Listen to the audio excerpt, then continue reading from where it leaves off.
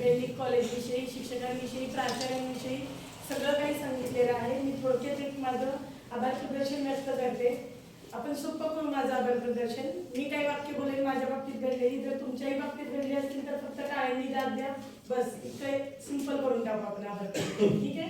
Me of track जाऊन ज्यावेळेस बीपेडला admission घ्यायचं ठरवलं तर आपल्या लाडक्या प्राचार्यांना जे एखाद्या हबबला पण मागं टाकतील, सरांनी हबबची महाभारत रामायण पासून ते व्हॉट्सअपच्या स्टेटस पर्यंत दाखले देतात, उदाहरण देतात.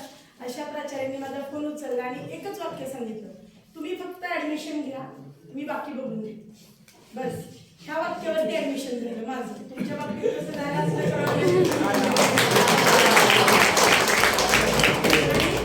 हा सरांनी दिलेला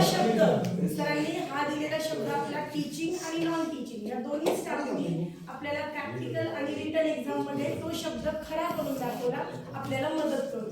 म्हणजे माझ्या बाबतीत कसं झालं, तुमच्या बाबतीत आणि प्राचार्यांचे मी मनापासून आभार मानते. परत प्रश्न आला परीक्षेचा आणि आपल्या परीक्षकांचा. सेम मला जे येत होतं, म्हणजे मला जे येतं ते फक्त परीक्षकांना माहित होतं आणि मला माहित होतं. तरी सुद्धा परीक्षकांनी अत्यंत संयमाने माझे मूल्यमापन केलं. त्याच्यासाठी सगळ्या परीक्षकांचे माझ्याकडून आभार व्यक्त करते. सगळ्यात जास्त आभार आपल्या सगळ्या स्टुडंटचे. माझ्यापैकी 90% जास्त स्टुडंट हे वर्किंग आहेत, बरोबर. तरी पण वेळात वेळ काढून आपल्या स्वतःसाठी काल दिवसभर उन्हामध्ये उपाशी राहून ज्यांनी परीक्षा अटेंड केली त्या तुमच्या सगळ्यांसाठी एकदम.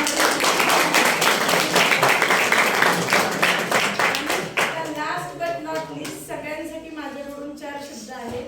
शब्दांनाही कोडं पडावे अशी काही माणसं असतात, शब्दांनाही कोडं पडावे अशी काही माणसं असतात. आपण खूप भाग्यवान असतो जेव्हा ती आपली असतात. धन्यवाद.